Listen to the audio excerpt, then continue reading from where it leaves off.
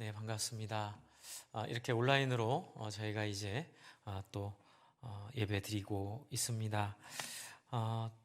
앞에 제가 주보글에도 썼고요.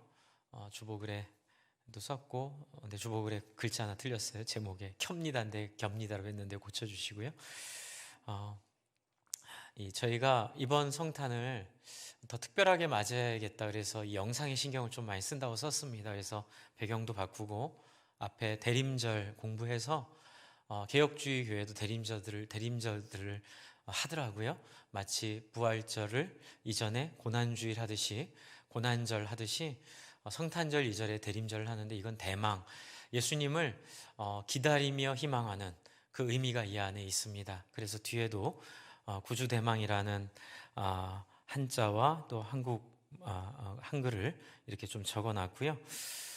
또 여러분이 이번 크리스마스를 통해서 이미 오셨지만 또 오실 주님을 더 간절하게 소원하는 그 마음의 중심들이 있기를 바랍니다. 이 앞에 초를 3개 켰는데요.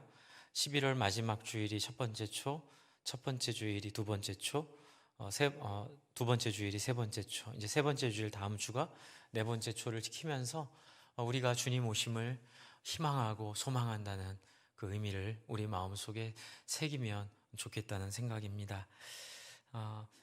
크리스마스에 우리가 예수님 기다리는 것처럼 메시아를 기다리겠다고 말한 사람이 한 명 또 있습니다. 그게 바로 오늘 우리가 읽고 있는 그 여인. 우리가 이분을 계속 한 몇 주 계속 보았잖아요.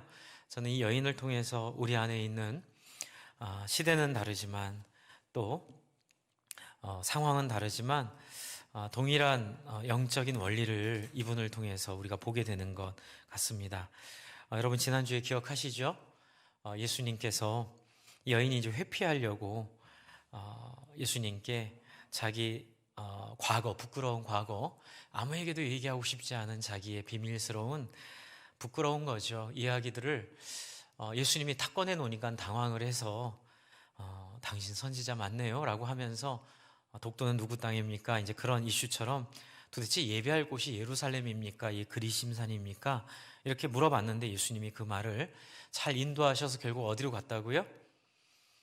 영과 진리로 예배하는 자를 찾나니 곧 이때라.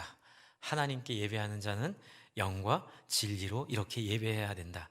하나님은 영이시니 예배하는 자는 영과 진리로 예배할지니라. 이렇게 얘기하시면서 다시 여인의 문제로 돌아가요. 그게 뭐냐면 영과 진리, 여인이 갖고 있는 솔직한 그 삶의 진실한 얘기, 그리고 하나님 앞에 옳고 그름을 하나님 앞에 판단받고 하나님 앞에 투명하게 하나님 앞에 진실하게 자기를 드러내놓는 것이, 그것이 예루살렘과 그리심산 어디서 예배하는 것과 상관없이 그것들이 중요한 것이 아니라 가장 중요한 것은 네 안에 있는 너의 남편 5이 있었던 이야기를 하나님 앞에 내놓는 거야. 그걸 하나님 앞에 고백하는 거야. 그러니 여인이여, 내 앞에, 하나님 앞에 진실하게 너의 문제를 가지고 함께 예배하지 않으련? 사실 이것이 가로 안에 들어가 있는 거예요. 여러분, 이랬을 때에 25절 오늘 말씀으로 이제 넘어가 보면 여자가 뭐라고 하죠? 이렇게 되면 좋았겠죠. 여자가 이르되 주님, 제가 이제 주님이 하나님의 아들임을 알았습니다. 또는 뭐 그렇게까지 얘기를 못하더라도 그런가요? 그러면 제 안에 있는 이 아프고 힘들었던 이야기 좀 할게요.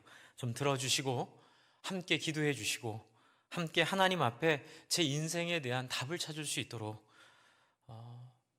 도와주세요. 이렇게 사실 말하는 게 제일 좋은 거긴 하거든요. 그러나 우리는 이렇게 껍질 있잖아요. 우리 안에 그 안에 또 있고 그 안에 또 있고 겹겹이 쌓이는 껍질처럼 파도 우리의 중심이 나올 때까지 참 많은 우여곡절을 겪어야 되는 게 우리의 인생인데요. 이 여인이 마지막으로 회피를 하죠. 25절입니다. 여자가 이르되 뭐라고 합니까? 메시아 곧 그리스도가 하는 이가 오실 줄을 내가 아노니 그가 오시면 할 겁니다. 이렇게 얘기하는 거예요. 이게 뭐냐면 지금은 아직은 아니에요. 마음이 안 열리는 거예요. 지금은 아직은 내 안에 있는 영과 진리, 내가 남편이 5이나 있었고, 또 그렇게 됐던 이유는 이 여인이 갖고 있었던 어떤 심리적이고 영적이고 또 어떤 삶의 배경 속에 묻어 있었던 상처나 환경이나 그런 데서 온 핸디캡이었을 거예요. 부끄러운 자기의 약점, 부끄러운 자기의 성격, 다른 사람은 다 한 사람이랑 잘 지내는데 불안정한 거죠. 불안한 거죠. 그래서 이 여인은 아마 예수님이 이제 네 얘기 좀 해봐. 이제 좀 너를 있는 모습 그대로 가지고 나와봐. 그게 진짜 예배야. 네가 정말 예배를 구하면 예루살렘이나 그리심산에서 예배하는 것 거기에 관심을 갖지 말고 새로운 시대가 왔으니 너희 안에 있는 솔직한 모습을 하나님 앞에 있는 모습 그대로 가지고 나오면 돼. 그러자 이 여인이 분명히 그럴 때가 올 거예요. 그런데 아직은 성경에서 말하는 메시아가 안 왔잖아요. 그러니 좀 이따 할게요. 나중에 할게요. 여러분, 왜 오늘 일을 내일 미루는 우리의 습성이 있잖아요. 뭔가 중요한 일을 결정해야 될 때, 뭔가 어떤 상황을 직면하게 될 때에 우리는 두려워져요. 그래서 쉽게 우리는 어떡합니까? 잘 준비해서 하지 뭐. 내일 하면 돼. 신앙도 마찬가지인 것 같아요. 신앙생활을 우리가 하나님 앞에 진실하게 좀 나아올 것들을 요청하고 회개할 것들을 요청하고 뭐 이렇게 좀 삶이 바뀔 것들을 요청하면 목사님 동의합니다. 감사합니다. 참 좋습니다. 그런데 아직은 때가 아닌 것 같아요. 뭐 언젠간 되겠죠. 뭐 주님의 때가 있을 거예요. 그런데 아직은 아닌 것 같아요. 라는 우리 안의 마음들이 분명히 존재합니다. 저는 이 25절에서 우리의 마음을 이 여인에게 읽었어요. 여인은 나중으로 미룹니다. 그 메시아가 오면 다 해결될 거예요. 저희가 크리스마스를 맞이할 때 여러분은 크리스마스를 어떻게 맞이하십니까? 이제 일반적인 크리스마스에 대한 생각들을 이렇게 살펴보면 저도 그랬으니까는요. 그냥 나를 위해 모든 걸 잘 해결해 주시는 산타크로스 할아버지와 같은, 물론 산타가 나쁜 게 아니고 굉장히 좋은 의미가 있습니다. 그건 나눔의 의미예요. 저는 이걸 옛날에 모르고 교회에서 산타를 말하는 건 세속 크리스마스를 말하는 거야 뭐 이렇게 얘기하면서 실수를 좀 했었는데요. 그거 제가 잘못했던 거예요. 산타가 상징하는 건 굉장히 기독교적이고 예수님의 오심을 잘 드러내고 있는 상징입니다. 그것은 바로 사람들에게 격려하고 나누어주고 사람들을 위로하는 것, 그것이 바로 예수 이 땅에 오심의 본질 중에 하나죠. 그러나 여러분, 우리가 거기에만 머물러 있으면 안 돼요. 내가 산타가 돼야 될 생각을 해야 되는 거예요. 그러니까 내가 산타에게 무엇을 받을 생각만 하게 되는 데서 머무니까 이제 거기에 대해서 좀 이렇게 생각을 바꾸게 하려고 산타에 대한 좀 부정적인 얘기를 교회에서 할 수도 있었겠지만 그래서는 안 되고요. 산타가 좋기 때문에 여러분이 산타가 되어야 되는 길까지를 좀 인도를 해야 되는 거예요. 그러니까 크리스마스는 내가 무엇을 받고 내가 위로를 받고 예수님이 고생하신 덕분에 이 땅에 와서 그 고생을 하시면서까지 나를 잘 되게 하시려고, 나를 행복하게 하시려고 이렇게 이 땅에 오셨구나라는 기대감으로 충만한 크리스마스는 사실 반쪽 크리스마스가 되는 거죠. 크리스마스의 핵심은 뭐냐면요, 이 땅에서 차별에, 서러움에, 그렇죠, 거기에 상처에 독해지고 악해지고 서로가 서로에게 자극을 서로 주면서 더욱더 서로에게 용서할 수 없는 관계의 무덤을 가지고 왔던 우리 인생들, 그렇잖아요. 뭐 누가 누구랑 싸웠다 그러면 일방적인 잘못이 있나요? 다 쌍방간에 이렇게 더 심화되게 할 수밖에 없었던 쌍방간의 자극들이 있었기 때문에 그 관계가 싸움의, 갈등의 관계가 되는 거거든요. 우리에게 이 땅에 오신 예수님은 마국간에 오셨고, 제가 늘 말씀드리죠. 마국간에 오셨고, 그리고 가난 가운데 사셨고, 근데 여러분, 이 부분이 굉장히 중요합니다. 그럼 목사님, 가난이 옳은 건가요? 그런 얘기 아니에요. 가난이 옳다, 가난이 선하다, 뭐 가난이 천국 가는 길이다, 그것도 잘못된 생각이에요. 무엇을 위한 절제인가가 중요해요. 그러니까는 크리스마스 예수님 오신 거의 핵심은, 예수님은 충분히 다 누릴 수도 있음에도 불구하고 못 가져서가 아니라, 못 누려서가 아니라 이웃을 섬기기 위해 스스로를 포기한 분, 이게 너무너무 중요한 거예요. 그러니까 크리스마스의 상징은 다른 사람을 섬기기 위해 나의 좋은 것들을 접고 내려놓고 다른 사람을 살린다는 의미. 산타처럼 그래서 다른 사람에게 내 삶을 나눠주고 내 삶을 함께 예수님처럼 섬김으로 다른 사람이 또 산타가 되게 만드는 그 역할을 하는 것이 크리스마스의 상징인데요. 근데 우리는 이런 얘기를 들으면 이걸 미뤄요. 어떻게 미루냐면 아직 우리는 완전하지 않은데 목사님 너무 많은 걸 원하십니다. 목사님 너무 이상적이세요.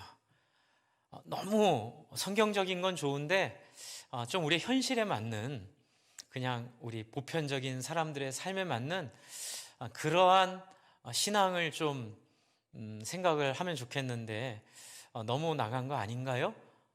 여러분 그 얘기가 바로 25절 여자의 얘기예요. 아, 선생이시여 참 좋은 말씀입니다. 그런데 그 말은 현실성이 없어요. 사람들이 갖고 있는 잘못과 사람들이 갖고 있는 상처들을 어떻게 솔직하게 고백하고 나아갈 수 있겠어요? 그거는 참 우리한테 차라리 예루살렘에서 예배하라 그러면 제가 사마리아인임에도 불구하고 예루살렘으로 갈게요. 그건 어렵지 않죠, 차라리.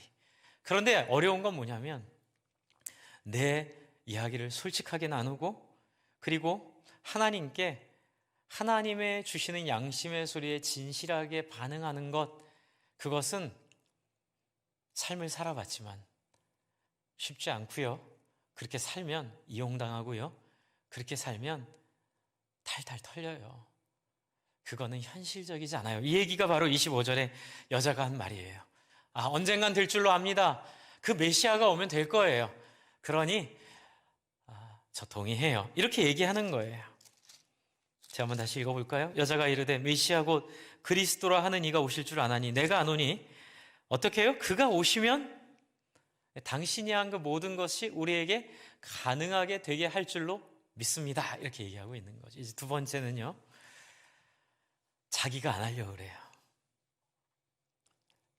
해주기를 바라는 거예요. 보시면 그가 오시면 모든 것을 우리에게 알려주시이다. 이 말에는 뭐가 들어가 있죠? 메시아가 오면 다 해결될 거예요. 지금 예수님 뭘 요구하고 있죠?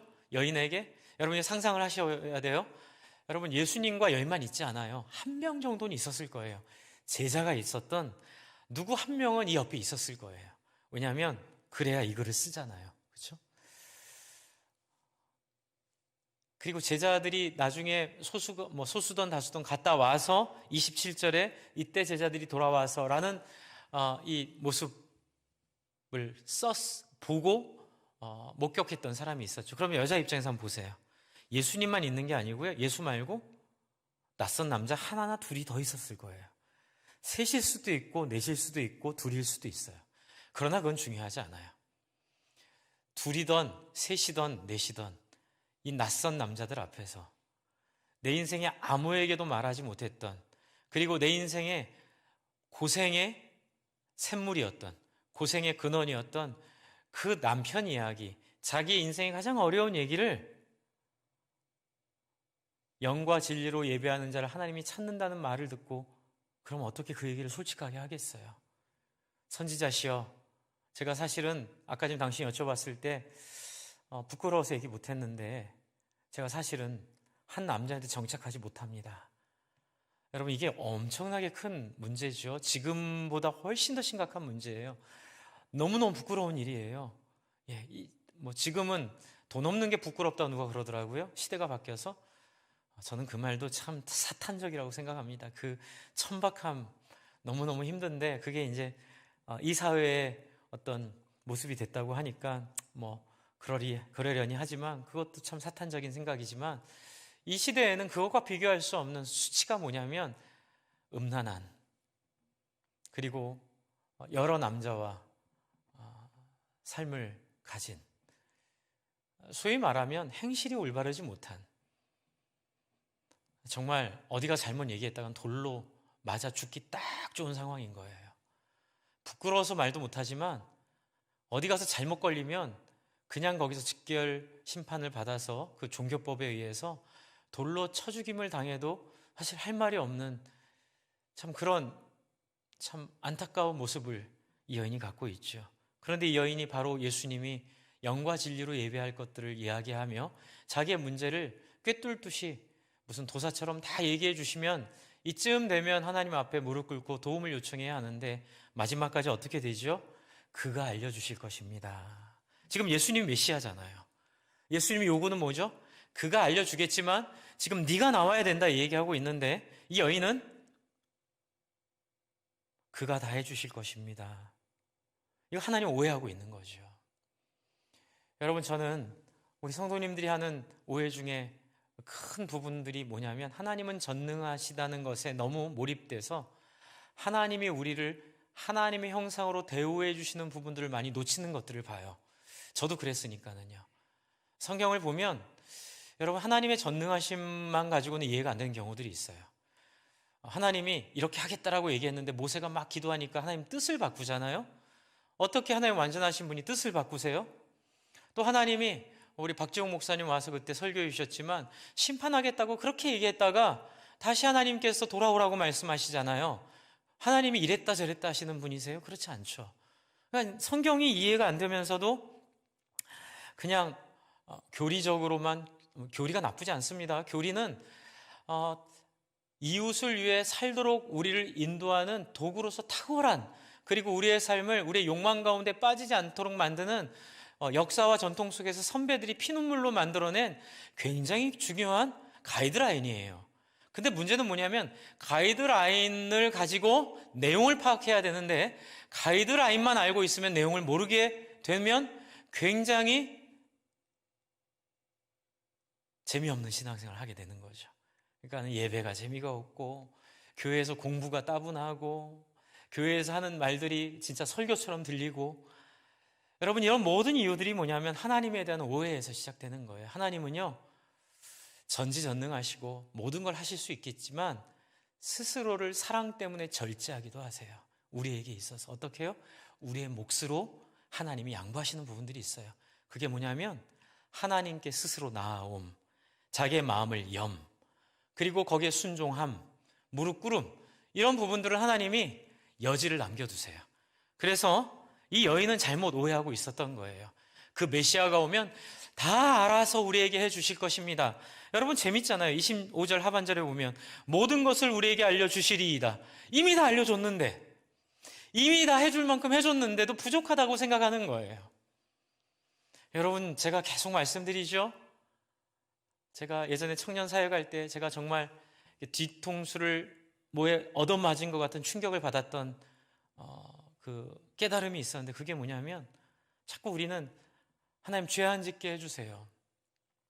하나님, 우리가 기도 많이 하게 해주세요. 성경 많이 읽게 해주세요. 신앙을 갖게 해주세요. 하나님 사랑하게 해주세요.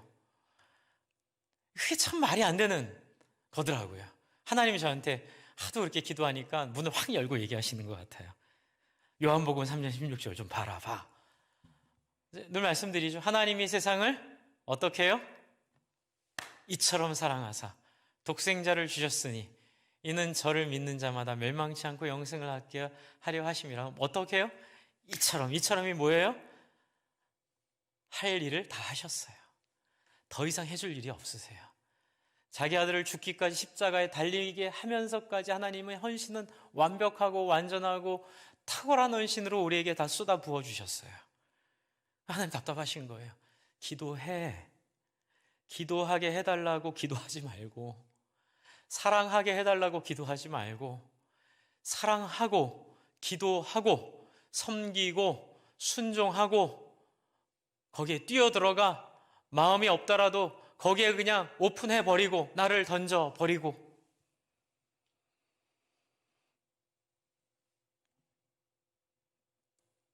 그래서 예수님이 26절에 뭐라 그러시죠? 26절 한번 보세요. 제가 이걸 설교 제목으로 삼을까 하려다가 오늘 따르게 말했는데 한번 같이 읽어볼까요? 시작. 예수께서 이르시되 내가 말하는 내가 그라. 너무 멋있죠. 네가 지금 그렇게 얘기하고 있지. 네가 들은 바로 그 말이 성경이 말하는 그 메시아의 말이야. 내가 그라. 여러분, 고린도 후서 6장 말씀에 보면 이런 6장 1절 2절 말씀을 제가 읽어드릴게요. 우리가 하나님과 함께 일하는 자로서 너희를 권하노니 하나님의 은혜를 헛되이 받지 말라. 참 무서운 얘기예요. 헛되이 받지 말라. 무엇이 헛된 거예요? 하나님의 호의를 자꾸 무시하고 하나님께 다 해달라고 그러면 자기는 안 하는 거예요. 순종 안 하는 거예요. 던지지 않는 거예요. 2절 한번 같이 읽어볼까요? 앞에 나오죠? 시작. 이르시되 내가 은혜 베풀 때에 너에게 듣고 구원의 날에 너를 도왔다 하셨으니 보라 지금은 은혜 받을 만한 때요 보라 지금은 구원의 날이로다. 예수님이 이 여인에게 뭐라 그러죠? 지금이야, 오늘이야, 그리고 바로 여기야. 그리고 네가 만나고 있는 그가 바로 네가 얘기하는 메시아야 얘기해주고 있는 거예요. 은혜 받을 만할 때요 구원의 날이로다. 이제 많은 분들에게 말씀을 전하면서 도전을 하죠. 처음 사역할 때부터 그 간절한 기대가 있었어요. 하나님의 부으심에 대한 기대. 웨일즈에 부으셨듯이, 미국에 부으셨듯이, 1907년에 한국에 부으셨듯이, 1700년대 그 독일의 어느 땅에 부으셨듯이, 또 사도행전 2장에 그 예수님의 승천 이후에 성령으로 우리 가운데 부으셨듯이 그 부으심이 분명히 있을 텐데 하나님 어떻게 하나님 부으실까요? 설교를 탁월하게 하면 부으실까요? 여러분 예수님이 와도 마음을 안 여니 이렇게 되는 거예요. 물론 열심히 하고 잘 하도록 하겠지만 가장 간절하고 어려운 마음은 뭐냐면 사람들이 우리의 마음 속에 있는 어두움이 사탄들이 마귀들이 자꾸 우리를 내일 해, 내년에 은혜 받으면 돼, 네가 대학 가서 은혜 받으면 돼, 네가 나중에 잘 되고 은혜 받으면 돼, 돈 많이 벌어서 은혜 받으면 돼. 그런데 그 은혜의 날은 오늘 받을 수 있고 오늘 기회가 왔는데 내일 하게 되면 여러분 안 되더라고요. 제가 임종을 많이 보거든요. 저희 어머니 아버지 다 돌아가셨고 또 목회를 하다 보니까 임종할 때 또 예수 안 믿는 분 임종도 많이 가게 됐던 것 같아요. 예전에도 이렇게 임종을 많이 가면 성도님들은 그래도 괜찮아요. 그런데 이게 딱 급해가지고 믿으려 그러면요 자유함이 많이 물론 그 하나님의 은혜와 역사가 있긴 해요. 그런데 좀 안타까운 면들이 좀 없지 않아 있어요. 물론 하나님이 그냥 내가 예수님을 믿습니다 이렇게 고백하는 것 감사하긴 한데 마음이 활짝 열리지 않는 경우들, 왜냐하면 급해가지고 기도하니까. 차라리 그 전에 하나님과 좋은 관계를 맺고 있었으면 어려운 일이 생겨도 그 어려운 일을 잘 소화하고 어려운 일 속에서 비록 죽음이라 하더라도 그 죽음을 구주대망 뒤에 있잖아요. 주님 기대하고 바라보는 마음으로 그렇게 준비할 수 있을 텐데 면목도 없죠. 근데 면목도 없을 뿐만이 아니라 발동이 안 걸리는 거예요. 그 안에서. 그래서 기도하는 거죠. 하나님 한 명이라도 더 위기가 찾아오기 전에 이 여인처럼 예수님 만나는 자리를 만들어내는 사람들이 되고 싶습니다. 저희가. 어쨌든 예수님은 우리에게 말씀하시죠. 내년에 은혜 받을 게 아니라, 내일 은혜 받을 게 아니라, 내가 마음이 준비되면 은혜 받을 게 아니라, 목사님 제가 마음이 지금 마른 장작같이 바삭바삭 타고 있어요. 그건 핑계가 안 돼요. 여러분 그건 마귀의 유혹일 뿐이에요. 그건 내일로 미루는, 언제 우리가 준비가 되겠어요? 언제 우리의 마음이 그렇게 열리겠어요? 딱 하나예요. 지금 있는 그 이에게 순종하고 마음을 열고 말씀을 힘들더라도 꿀꺽 삼키는 그 일이 정말 구주대망하는 이 성탄절에 우리가 기억해야 되는 예수 만남의 자리라는 거죠. 그래서 저는 저와 여러분이 예수께서 이르시되 내게 말하는 내가 뭐라고요? 그라 라는 그 이야기를 지금 이 시간 들었으면 좋겠어요. 오늘 이 자리에서 들었으면 좋겠어요. 여러분 제가 계속 이제 다음 주 금요일이면 야고보서 마지막인데요. 야고보서를 계속 금요일 날 나누었는데 저에겐 큰 유익이 있었어요. 저에겐 큰 유익이 있었는데 야고보서의 핵심은 던지라는 거예요, 자기 자신을.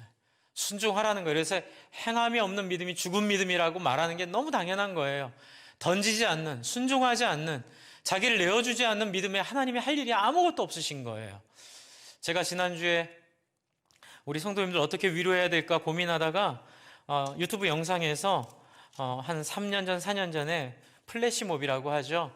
이렇게 깜짝 놀래게 하는, 그래서 동네마다 다니면서 이 오케스트라, 음악을 잘하는 5명이 친구들 동원해서 이렇게 깜짝 그 새벽송을 도는 영상을 찍었는데 다 감동하죠. 기대하지도 않았는데 여러 명이 악기를 들고 와서, 그쵸?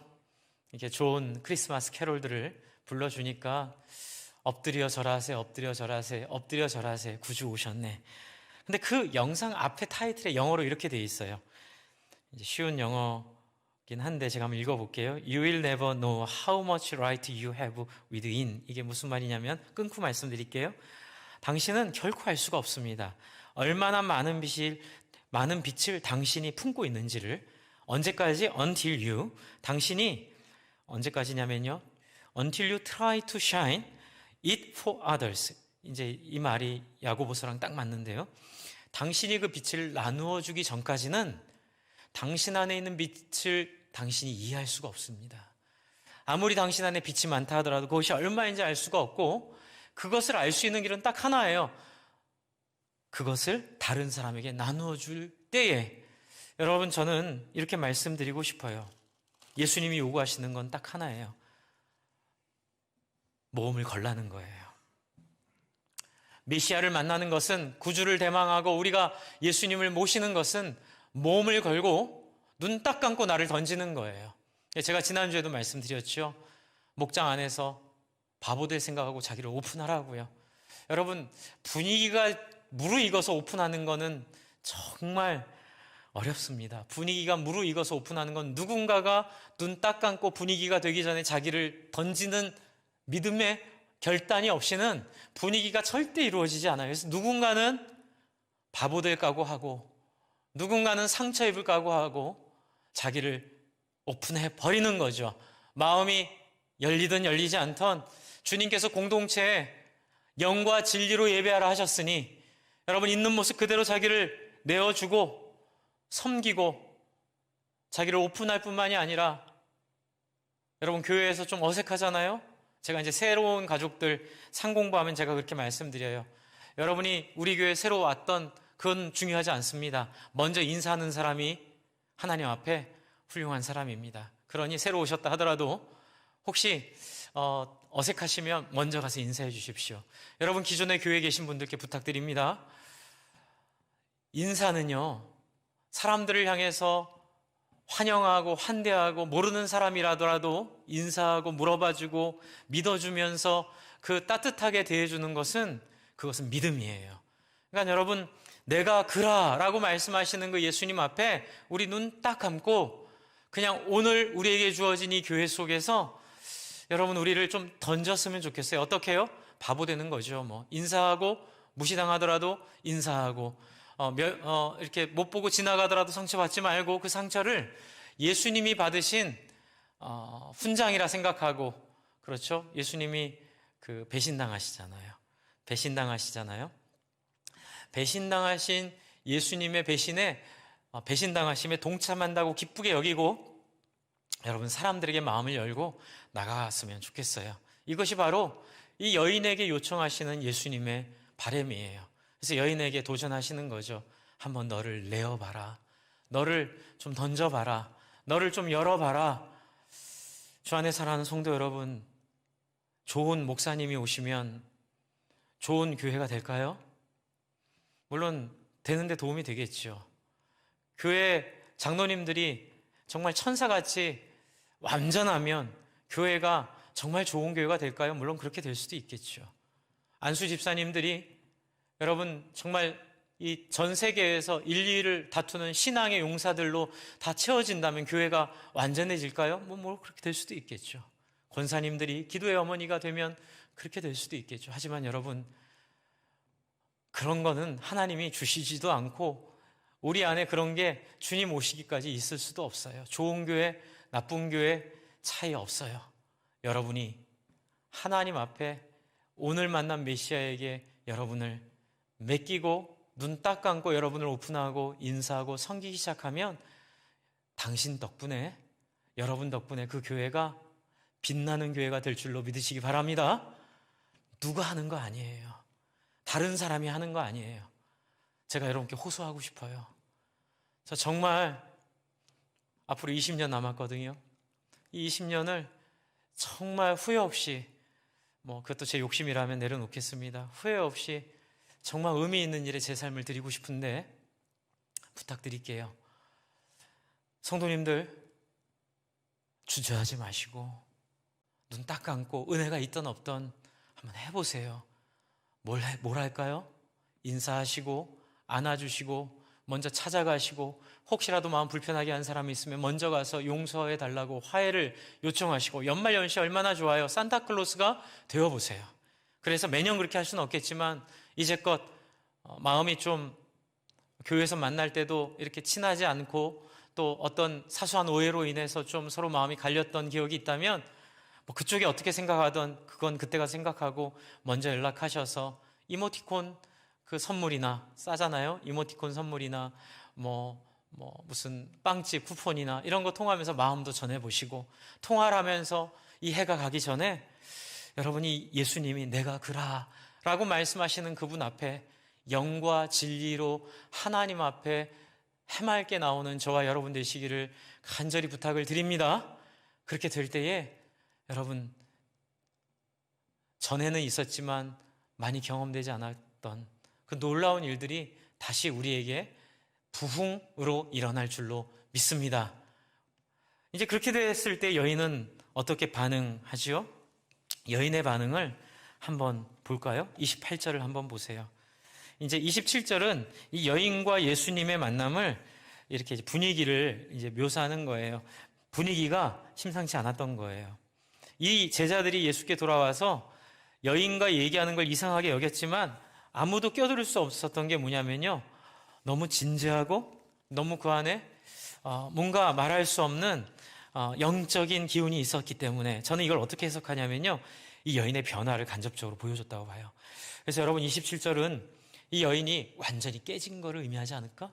이 여인이 완전히 하나님 앞에, 예수님 앞에 자기의 그 부끄러운 이야기들, 자기의 그 부끄러운 모습들을 다 얘기하지 않았을까? 제자들이 있는데. 그렇기 때문에 27절에 이상히 여겼으나 무엇을 구하시나까 어찌하여 그와 말씀하실까 묻는 자가 없는 건 이 여인의 고백이 너무 진지하기에. 그래서 저는 이렇게 상상을 하는 거예요. 이건 상상이에요.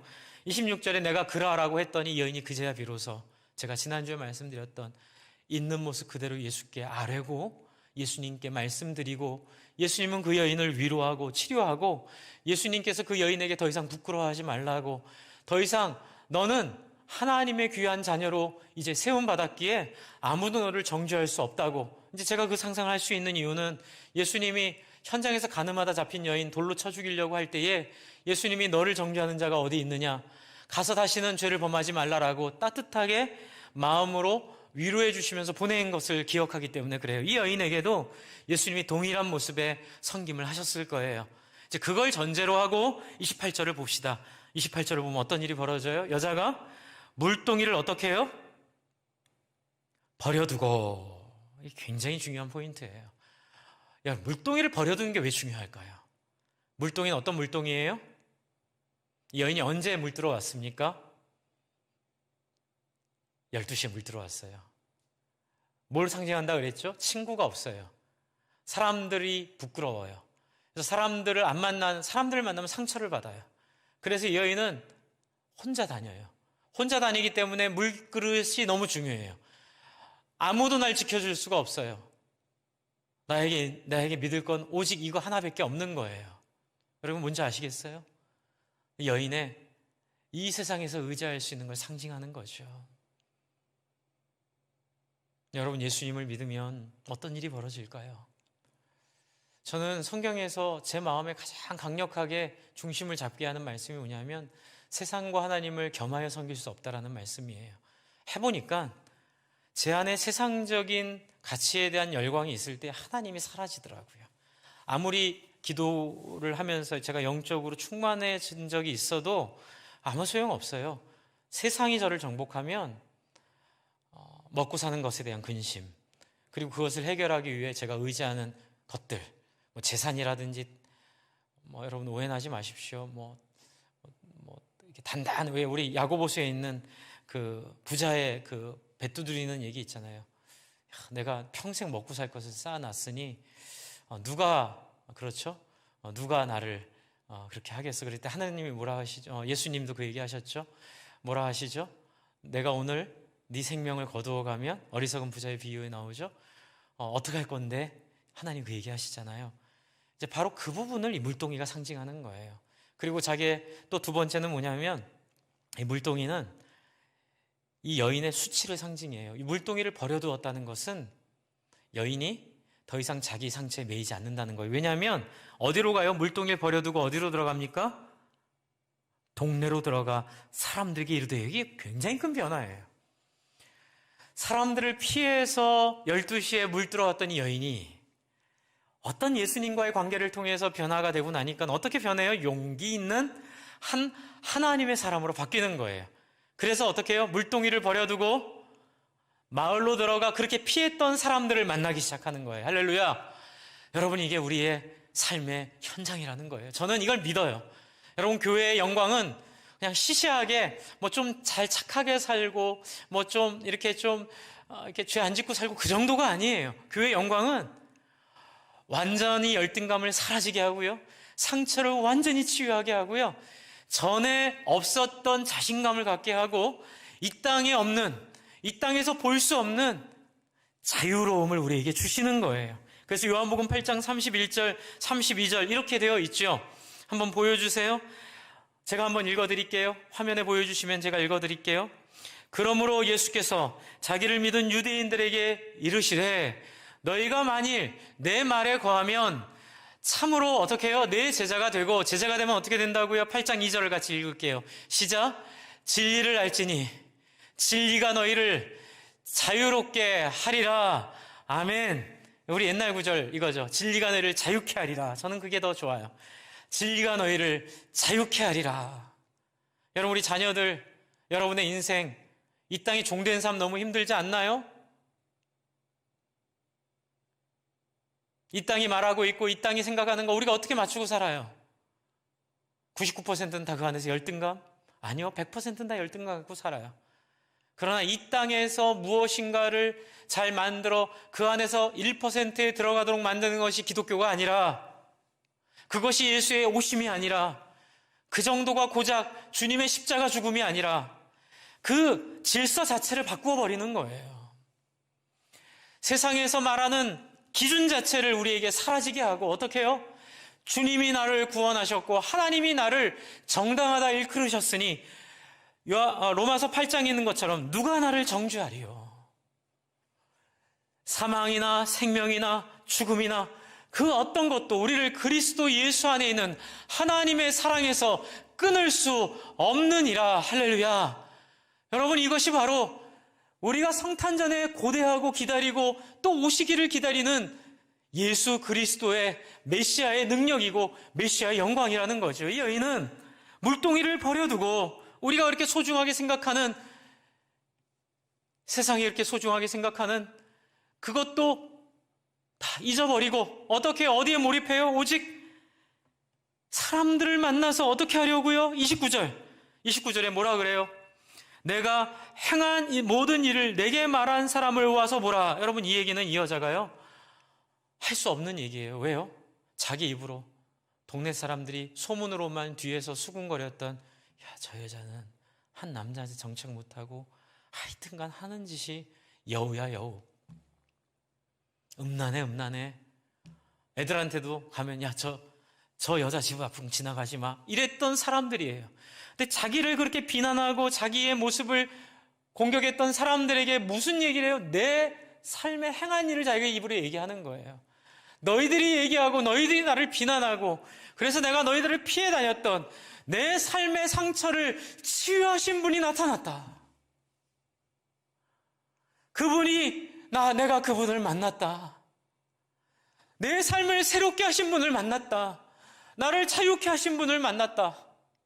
와 보라. 그 유명한 와 보라 이는 바로 그리스도가 아니냐. 주 안에 사랑하는 성도 여러분, 기독교는 알매 정도, 깨닫고 그런 차원의 종교가 아니라 체험의 종교. 체험이라는 게 다른 체험이 아니라 인격적으로 그리스도를 만나 누리게 되는 자유의 영광, 내 안에 그 어떤 것도 나를 제한하지 않는 그 영광스러운 해방감, 그것이 우리에게 주어지는 능력으로 나타나는 신앙이 바로 기독교 신앙이에요. 저는 크리스마스가 너무 좋아요. 왜냐하면 크리스마스 때마다 저는 예수님을 다시 확인할 수 있기 때문에 그래요. 예수님, 구유에 누이신 예수님. 하나님, 왜 예수님 구유에 누이셨지요? 하나님 말씀하시죠. 얘들아, 그건 상징이란다. 너희가 중요하게 여기는 세상에서의 부와 명예와 너희를 때깔나게 보이게 하는 너희의 모든 배경과 환경은 중요하지 않다는 거 말하려고, 그것이 핵심이 아니라는 거 말하려고, 그래서 상징적으로 일부러 그 말구 위에 태어나게 하고, 그래서 여러분 예수님 처음 올 때 천사들의 노래가 하늘에서, 그 찬양 누구에게 나오는 거예요? 귀족들, 종교 지도자들에게 하지 않으시고,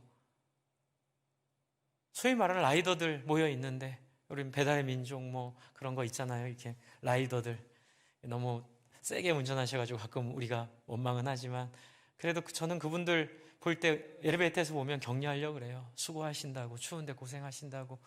그럼 반응이 굉장히 좋으세요. 이렇게 따뜻한 말 한마디 해드리면.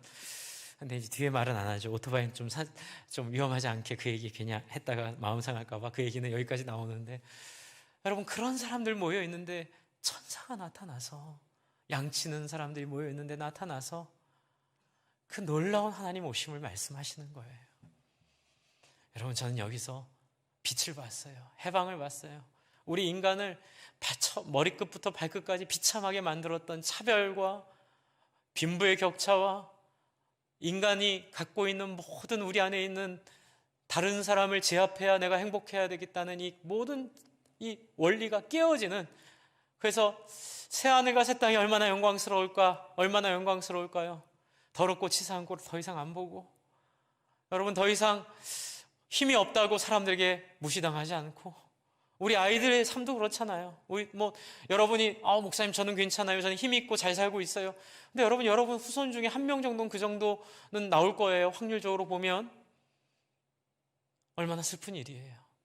내가 그렇지 않다고 편하게 생각하지 마시고, 왜 프랑스에 그런 말이 있다고 그러잖아요. 한 명이라도 자유하지 못하면 모든 사람이 자유하지 못하다. 똘레란스 정신이 그렇다고 하는데, 주 안에 사랑하는 성도 여러분, 바로 하나님께서 우리에게 보여주신 자유는 세상을 뛰어넘는, 이 여인의 한계를 뛰어넘는, 그래서 모든 부끄러움과 이 여인이 가지고 있었던 모든 수치들을 극복하게 하는 그 자유. 그래서 29절, 내가 행한 모든 일을 내게 말한 사람을 와서 보라. 여러분, 이 여인이 나간 이유는 바로 이거 하나예요.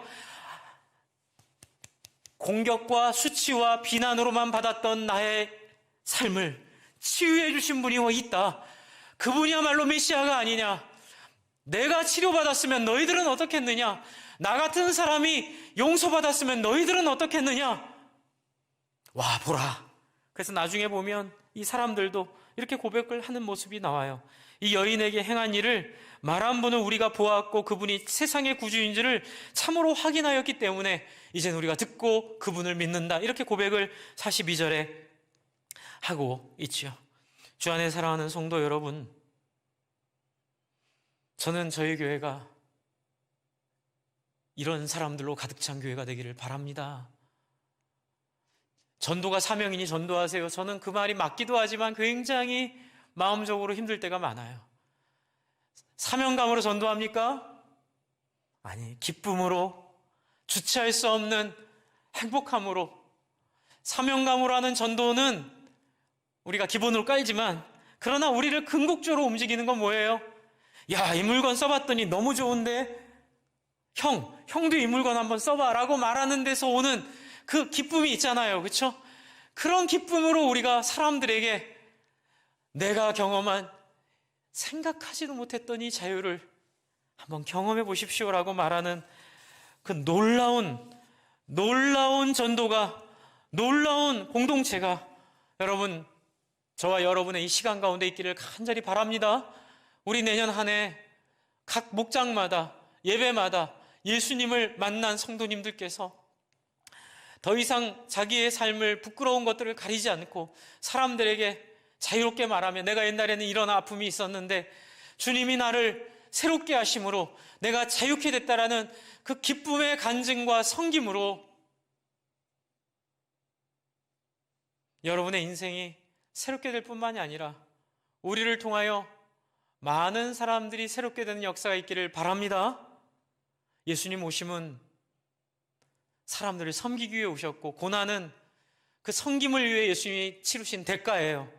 그러므로 우리도 야고보서에 있는 말씀처럼 고난당함을 기도로 이겨내고 교만하지 말고 다른 사람을 돌아보며 다른 사람을 섬기는 귀하고 복된 교회 되기를 간절히 함께 기도해 주시기를 부탁을 드립니다. 그래서 오늘 메시아를 만났다, 저와 여러분의 삶 중심에 있는 이 예수에 대한 깨달음과 예수에 대한 이 열림이 이번 크리스마스 때, 이제 다음 주 두 주 남았는데 크리스마스 때 여러분과 여러분의 가족 속에 열리기를 간절히 소망합니다. 예수님 기대하고 예수님 기다립시다. 우리 한번 같이 기도할까요? 주님, 이 여인은 남편이 5이나 있었던